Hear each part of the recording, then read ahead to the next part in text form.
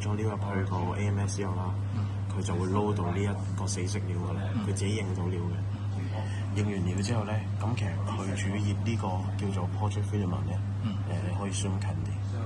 咁咧佢仲未拎到料嘅，你要撳呢一粒掣，喺個減號隔離。咁佢就會自己拎到嘅。升到呢個係啦，佢升到個4月。咁我就其實好簡單，直接將個 display 呢度搬入嚟，咁就有咁嘅嘢。咁我都要度一度尺，睇下點樣啱唔啱睇係啦，呢個就係啲建築圖成日有會縮細咗，呢度可以放翻大。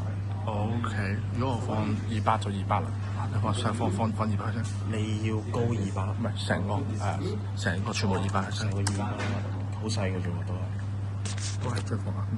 佢度到個尺寸咯。有啊，而家高就60 mm， 6 cm， 係咯。OK， 跟住佢嗰個呢個長度咧，咁個長度就咁一隻睇到長就呢個9 cm， 係啦。9 cm， 撳呢個放大縮細隔離。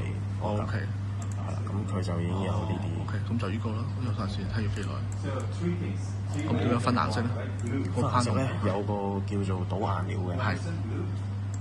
撳完之後咧就好似小畫家咁。OK， 嚟咗。我哋通常會用呢個叫做 fill 咁嘅嘢。fill，OK， 個框就係第4號色。係啦。個框用綠色。係啦。咁就咁樣咯。佢見到有面咧自己 detect 嘅。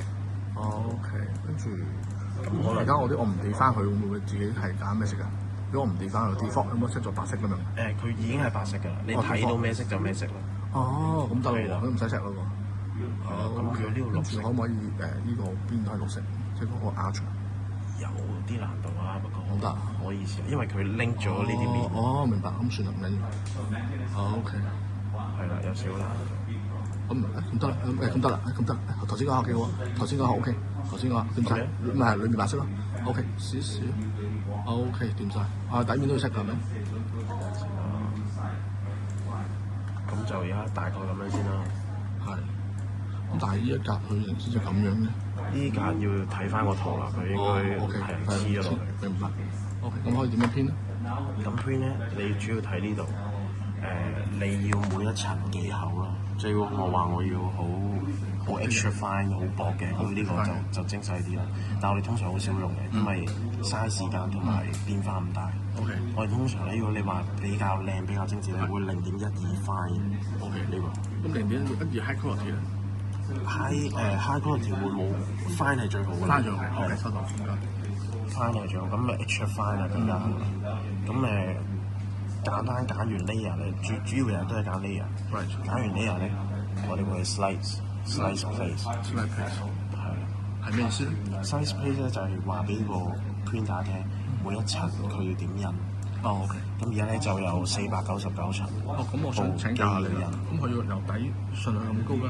如果我將呢個 model 擺平佢擺，咁咪印得快啲咯。